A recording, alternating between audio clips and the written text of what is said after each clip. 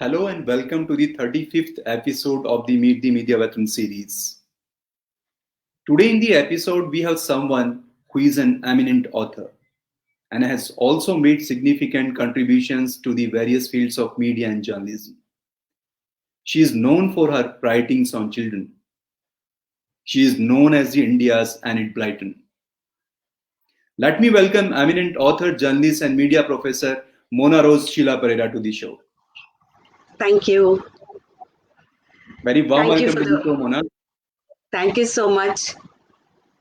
Absolute honor having you on the show today. So before I request Mona to kindly present her talk, let me give her illustrious work to the audience.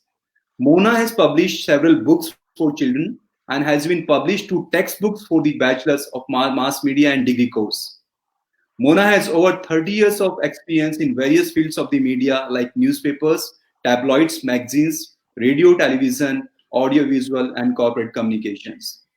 She is a name to reckon with in corporate communications field. She is a visiting professor for many graduate and postgraduate courses in various reputed colleges and institutes. Mona Rose has scripted and anchored several programs for children and adults for All India Radio and Doordarshan. She has written features and columns for almost all major newspapers, tabloids, and magazines. Some of her works have also been translated in foreign languages. She researches and writes feature articles for the Times of India, DNA, Hindustan Times, Afternoon, The Daily Eye, Music Unplugged, Raga to Rock, etc. She has written about several high profile professionals from various fields. She has worked as communication consultant for many reputed organizations like Kodak, Voltas, Humphrey in Glasgow, Jacobs India, the Jesuit publications G1, Glaxo, Sea Rock Hotel, the Xavier Institute of Communication, the Indian Motion Picture Associations, Tata Consultancy Services, and many more. Author Mona Rose Sheila Pereira also conducts story reading sessions, self improvement, and media workshops. She has authored the cult book The Chinese Magician and Other Stories for Children.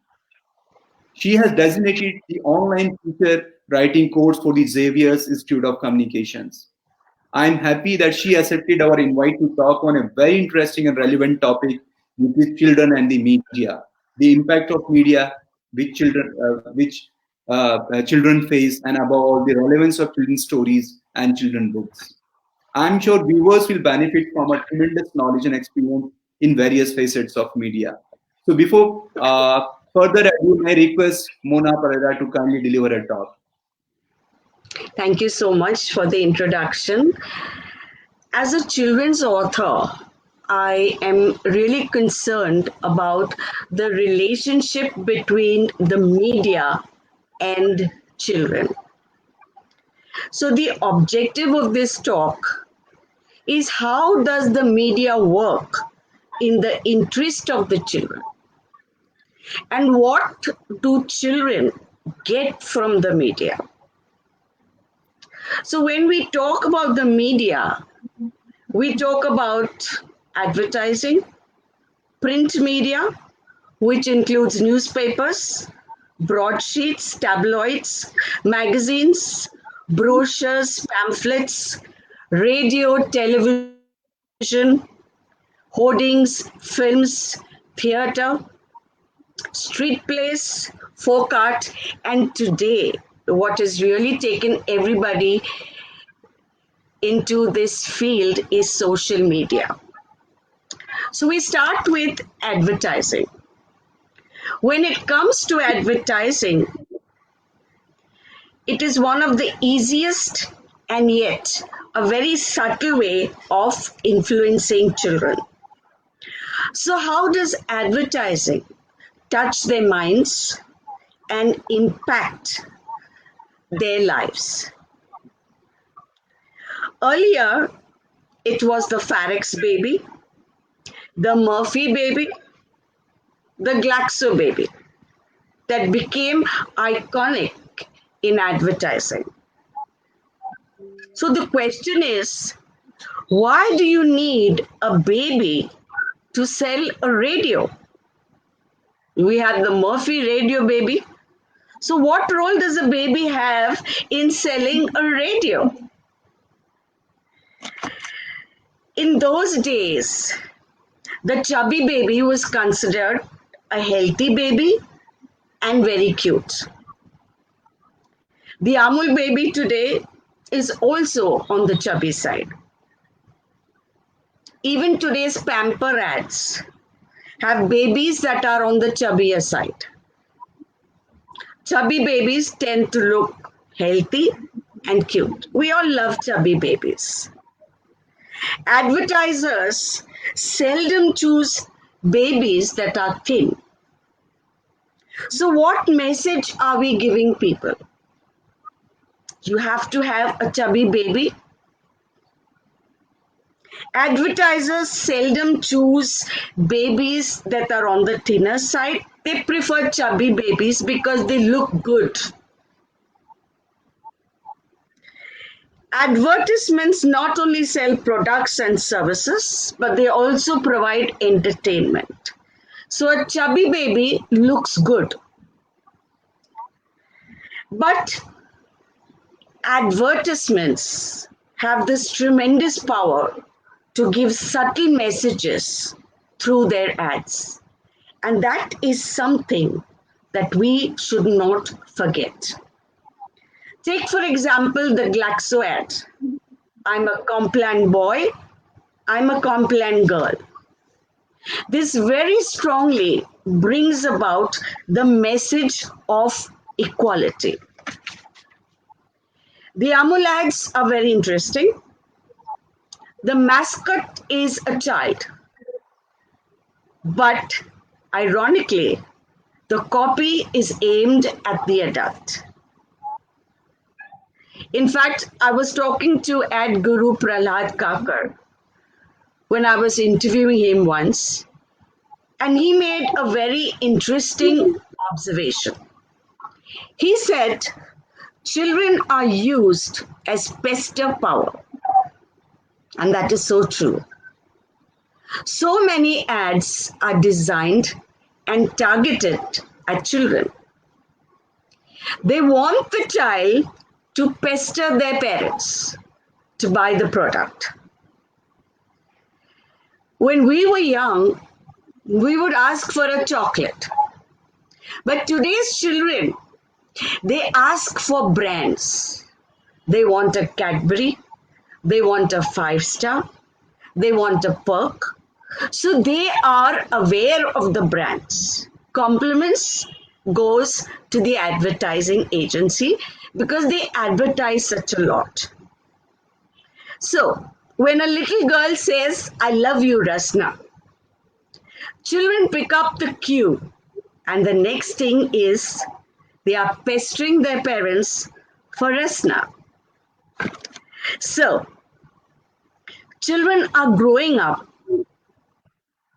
or should I say, the directors are growing up. They're beginning to realize the changing scenario in people's lives and trying to bring it into advertising. Marketers and advertisers have realized the tremendous potential of using children in ads. It is a good strategy and good money, especially with today's growing children's market. Children's market has become a segment by itself. So advertisers are taking advantage of this market and marketing to this audience. We have a children's market for various products, clothes, food, biscuits, chocolates, and health drinks. However, as a YouTuber pointed out, many health foods which are marketed as nutritious are actually unhealthy. The ads emphasize on the vitamins and the goodness of the product, but they do not tell you that it has high levels of sugar, sometimes going up to 40% according to the YouTuber. And this sugar is not good for health. Therefore, products that are marketed for children as health products are unhealthy because of excess sugar. They lead to children gaining weight, becoming fat. They are unhealthy. Children develop unhealthy food habits.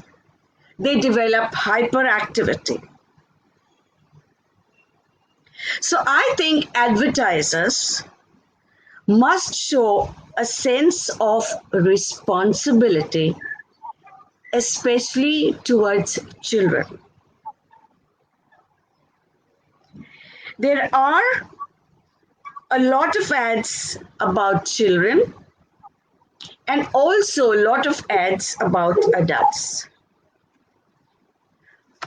So, besides ads for children, there are many ads that are designed for adults.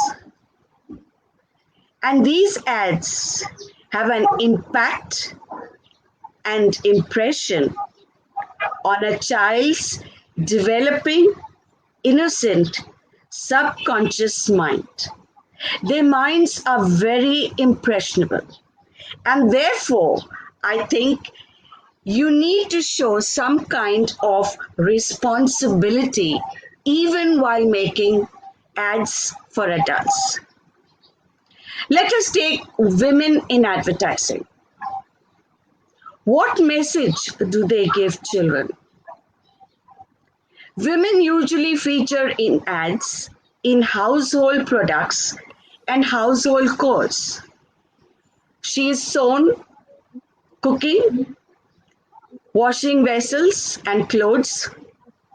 She needs the approval of her husband, of children, of parents, in-laws, relatives, and neighbors. If it takes only 2 minutes to make noodles, then why can't a man do it? No, but it is the duty of the mother to feed and please the child.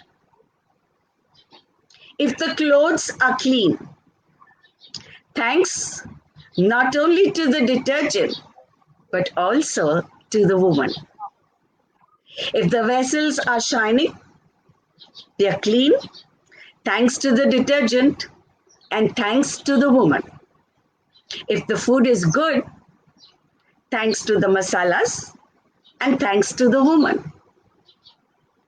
So, she earns brownie points and appreciation, and hence she deserves love because she is shown serving people.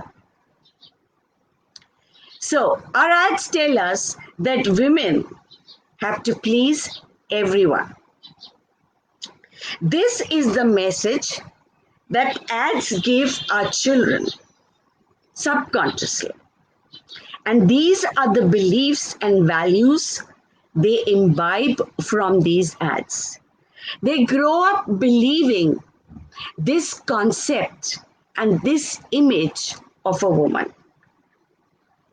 That is the message that ads give children, and these are the beliefs and values they imbibe from the ads.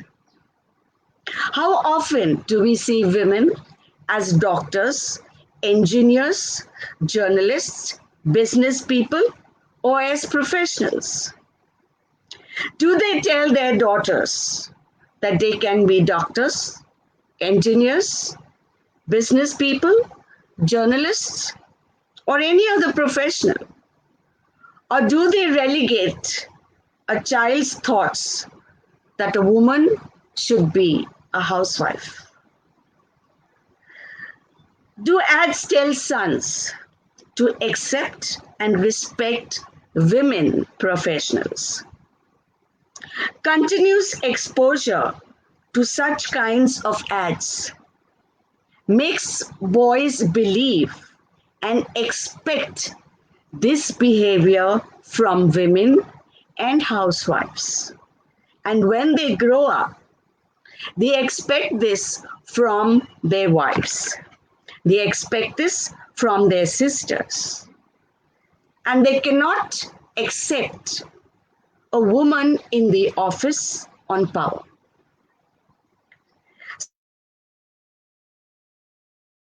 There is a small attempt to involve men in ads involving household work, but the percentage is very small.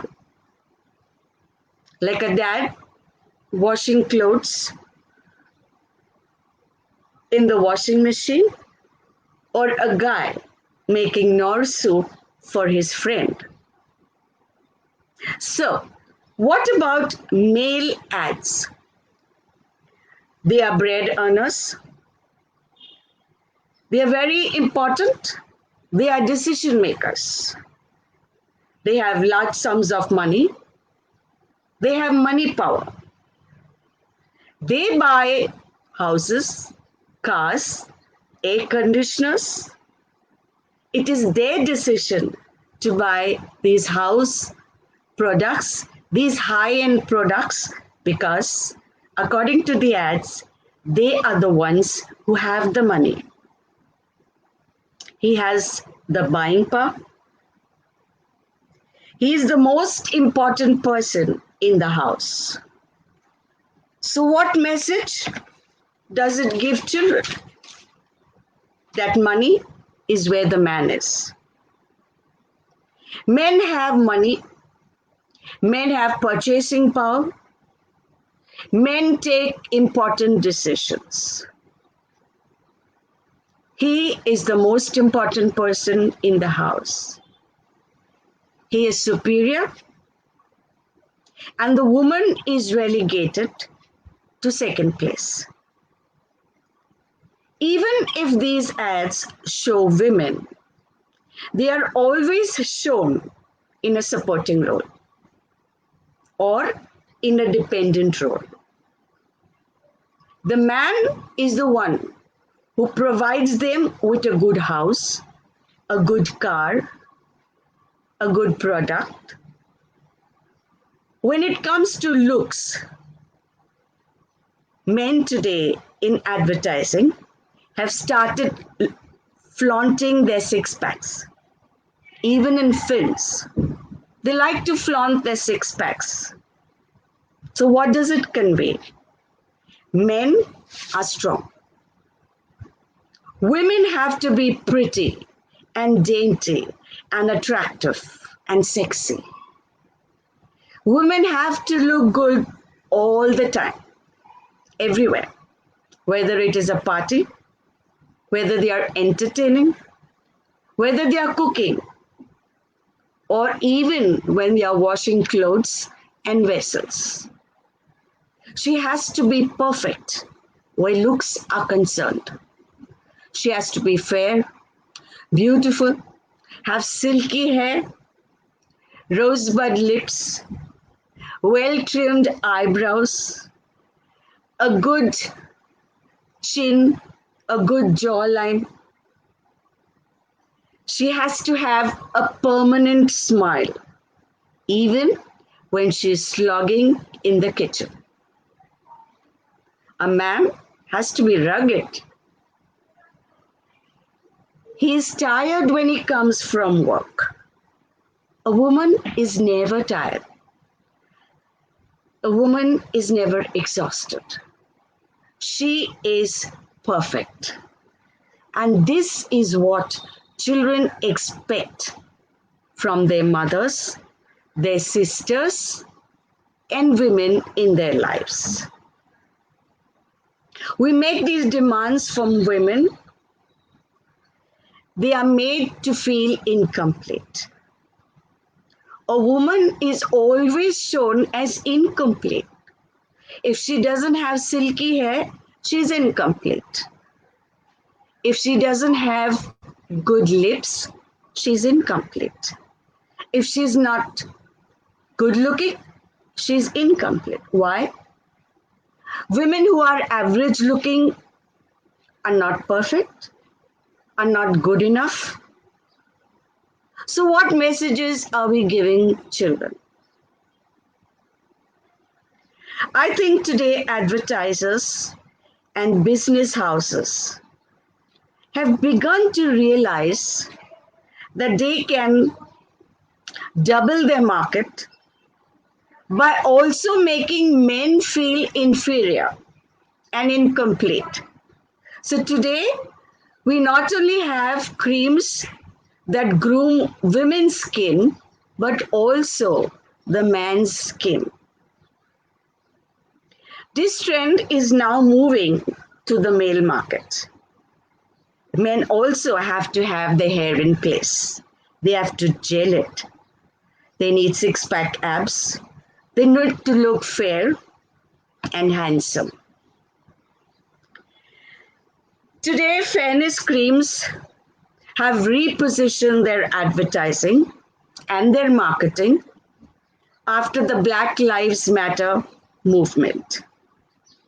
So, children are picking up these cues from advertising, these behavior patterns, these expectations from ads, and they imbibe these false values. Many people focus on these physical tributes of men and women. Very rarely do we tackle the good qualities of men and women in our ads. We now take a look at films and TV serials. We rarely see a film or a serial exclusively made for children. We do have children's films. We have the Children's Film Society, but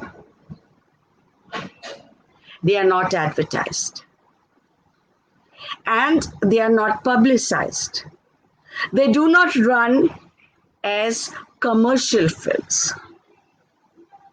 How many of you have heard of films like Stanley Ka Dabba, I Am Kalam, Chiller Party?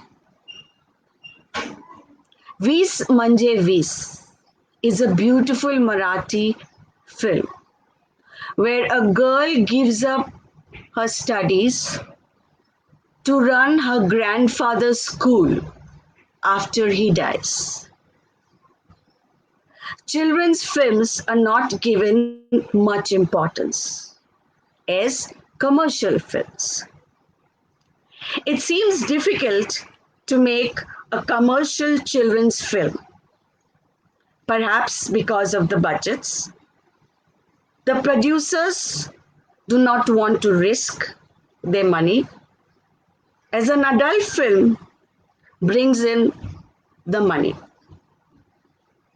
There are many commercial Bollywood films that are passed off as children's films, but the emphasis is on the adult, the protagonist, the hero.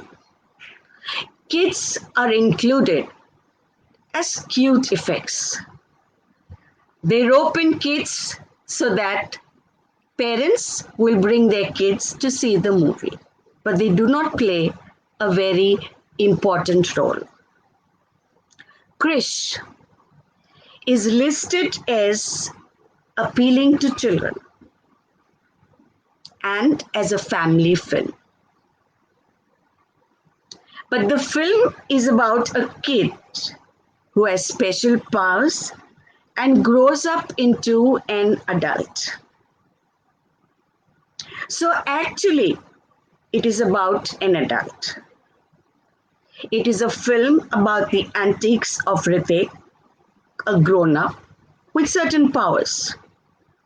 So everyone is happy, the adults and the children, and the cash box rings.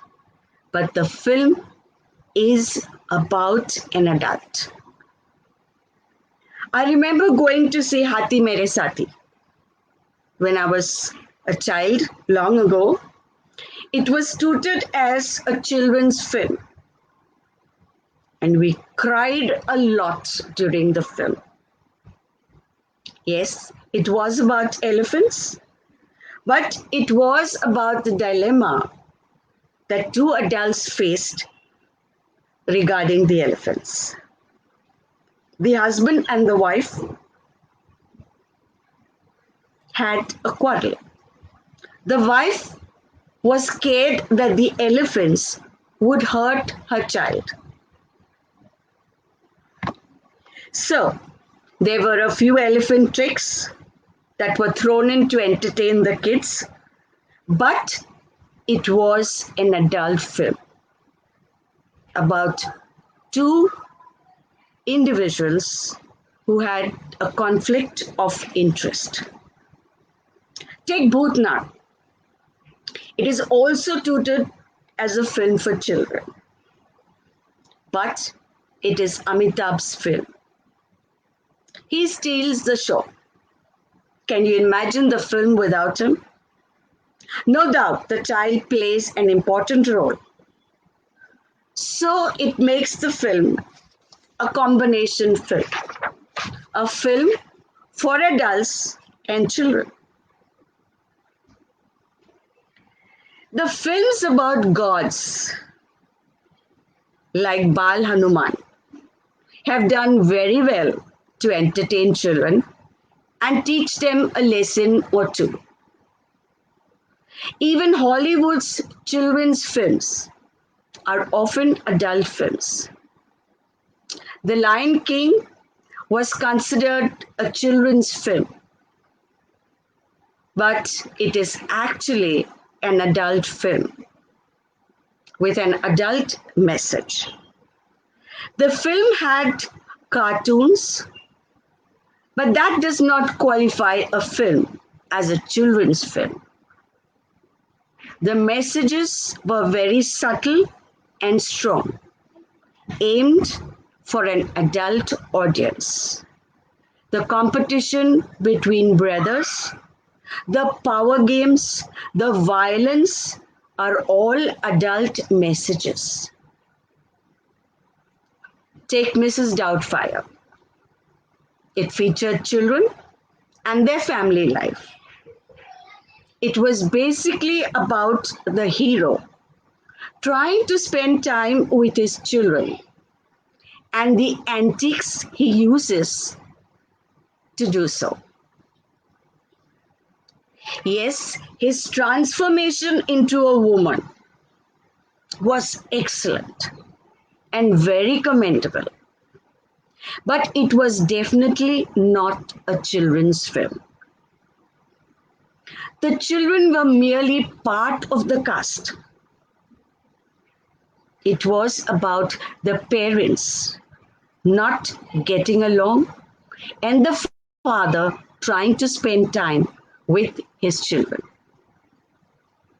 Back home, we tried to make a similar film with Chachi 420.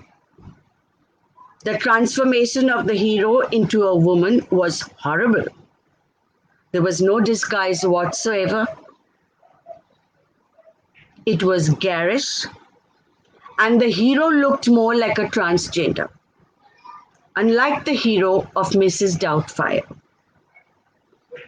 Here again, the children were cast as part of the film to generate emotional content. They were not the main part of the film. There are many Hollywood films about India, about children in India.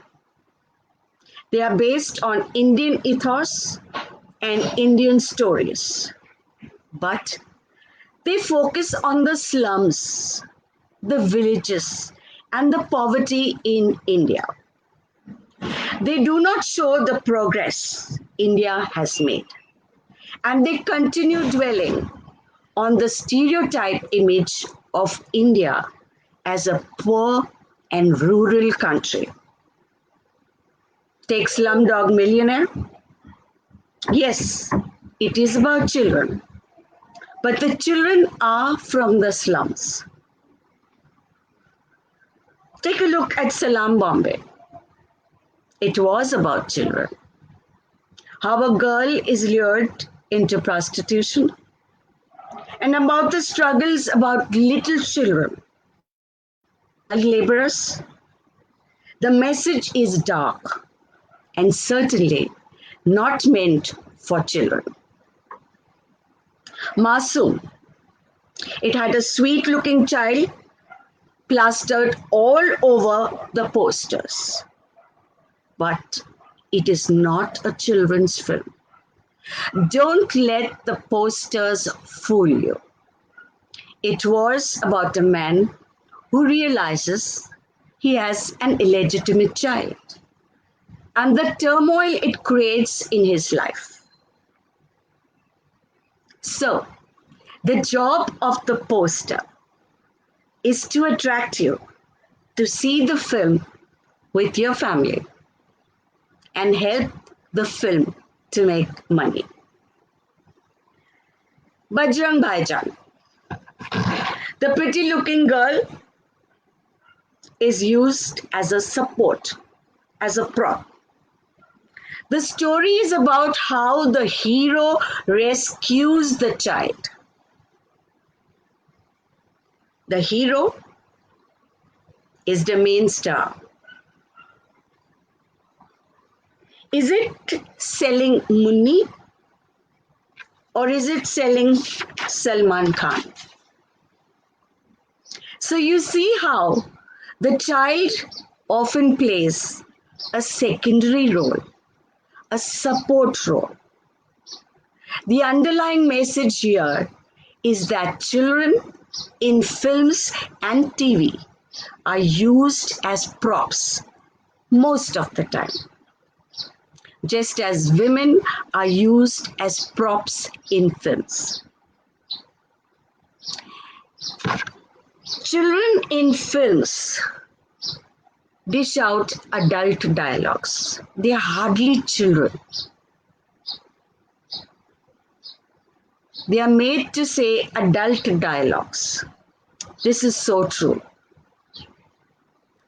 They are supposed to talk and think like adults.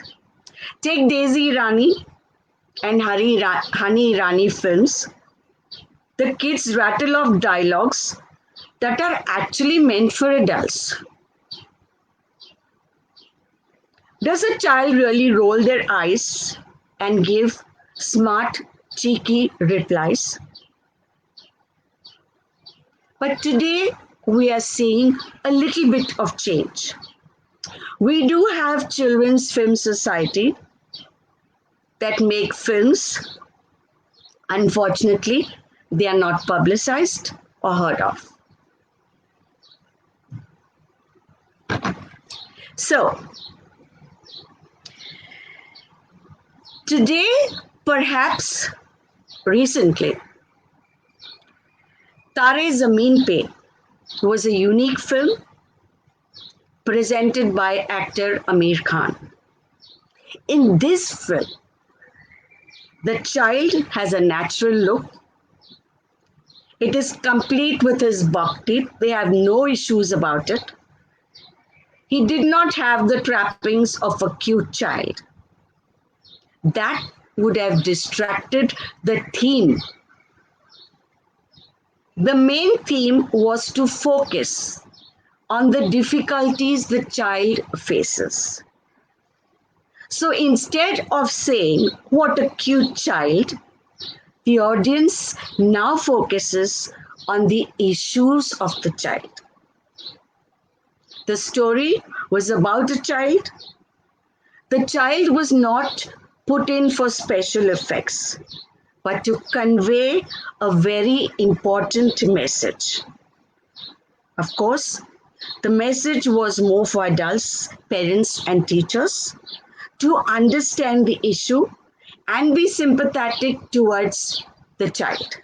But it succeeded in conveying the message through a child. So it was an excellent film where a child was used not as a prop, but to convey a message.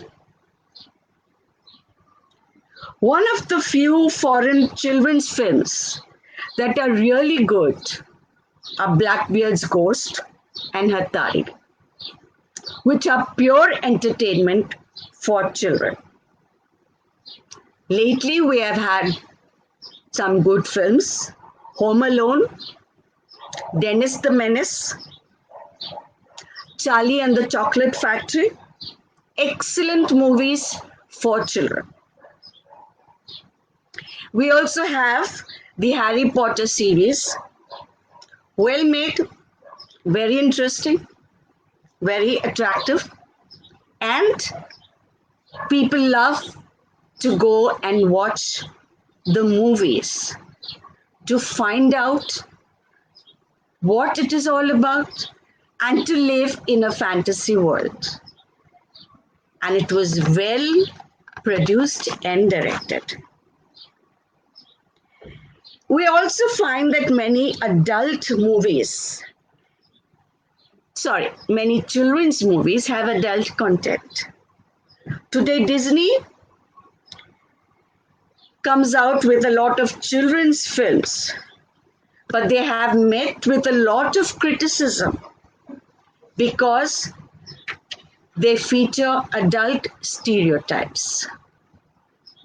So, they have been forced to come up with a 12-second disclaimer, which cannot be skipped. It tells the viewers that these stereotypes were wrong then and are wrong now. Rather than remove this content, they acknowledge its harmful impact, they learn from it, and start a conversation to create a more inclusive future together. So, coming to television, we are a Bollywood centric people. It has a trickle effect into other forms of entertainment. However, I have found that the television actors are more natural, are more human.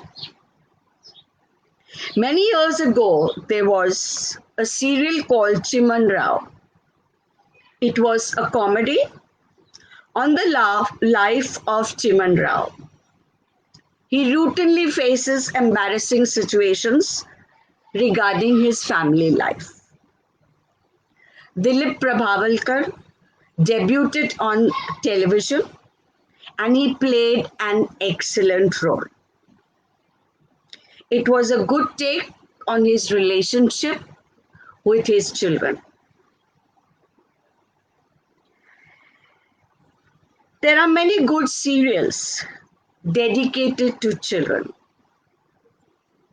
I think the TV serial Jungle Book was well made, with the child in mind. Gulzar Sir's lyrics were written for children. The tunes were catchy, and it was thoroughly made for children. We also have Bean and Ganesha programs, which make a good watch for children. I find the Tarak Mehta Ka Ulta Chashma show handles children actors very well. Every episode deals with the children of the society. Kudos to the children and kudos to the director because they act very naturally. The children are given responsibility of organizing various programs in the society. They are given credit for being intelligent, active, creative, and thinking excellent ideas. Each child is different from the other. There are no stereotypes. But here too, the boy is given the main role. He comes up with brilliant ideas. It would be nice if perhaps the girl Sonu can also be given some good, strong roles to play.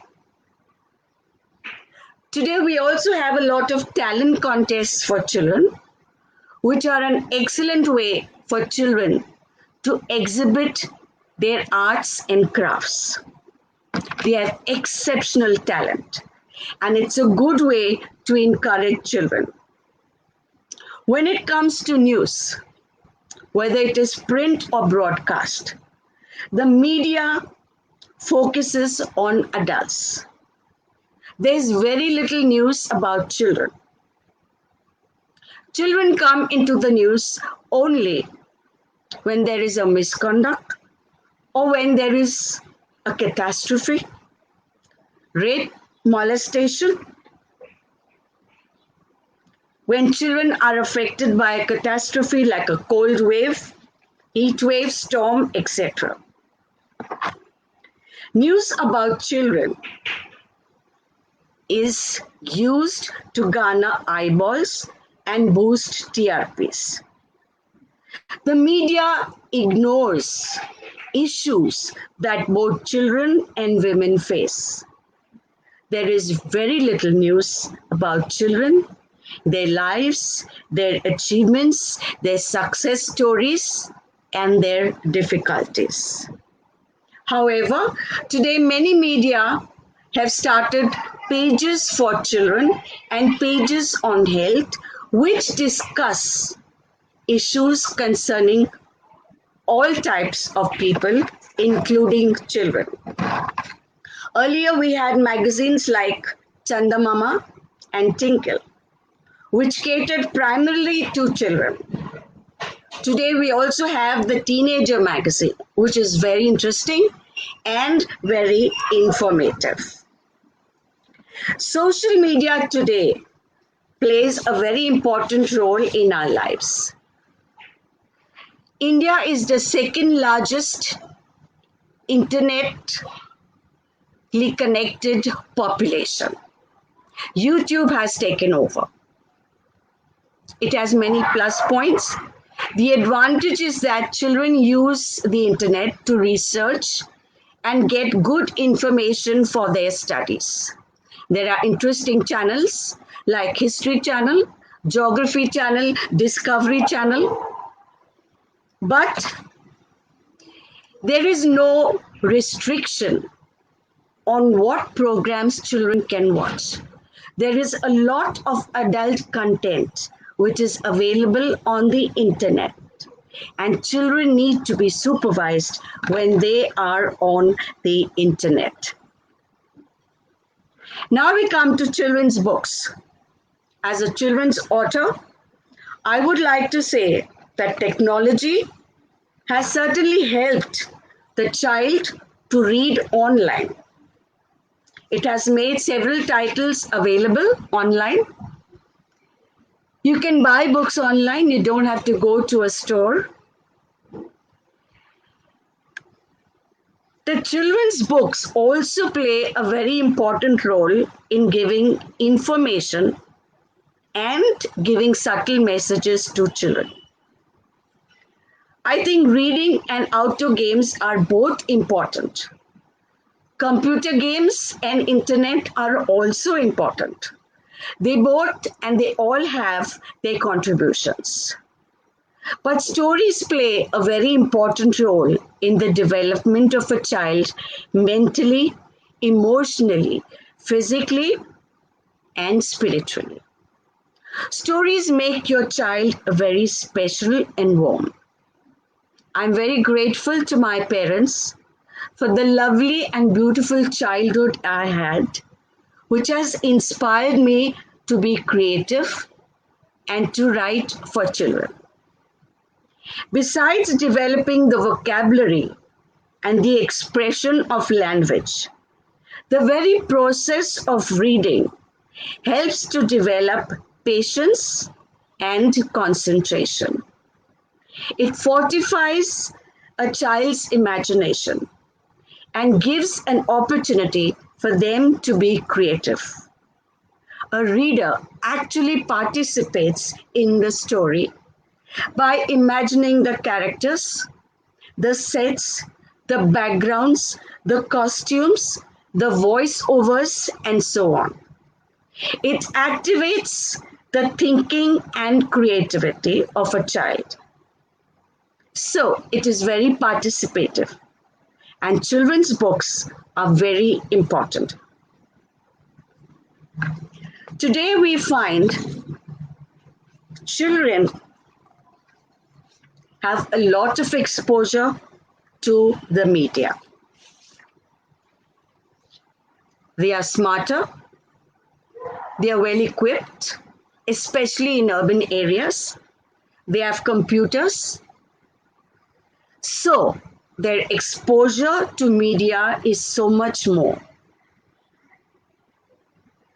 So, let us all ask the question, does the media work for the child, or does the media merely use the child?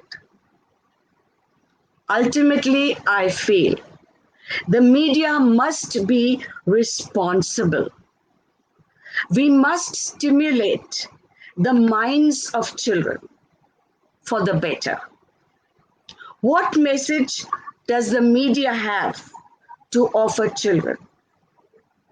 It is the duty of the media to improve the lives of children. We must remember that children are our future, and therefore we have to give ourselves a better future. Thank you.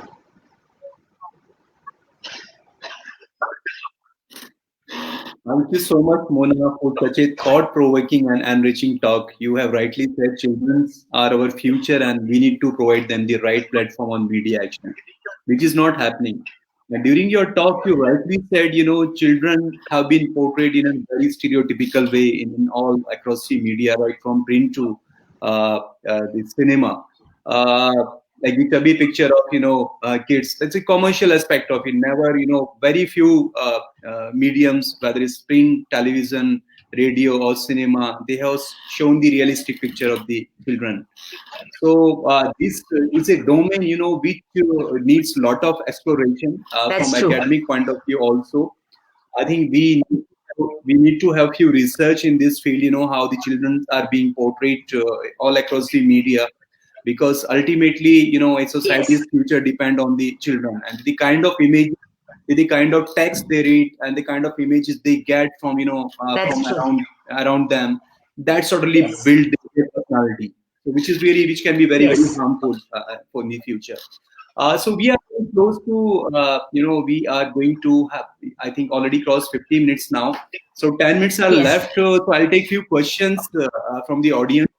The first question comes from a uh, student. He says, "How did you decide to write the children books?" Actually, um, as a child, um, I used to make up stories and tell it to the adults in my families and to the children I played with.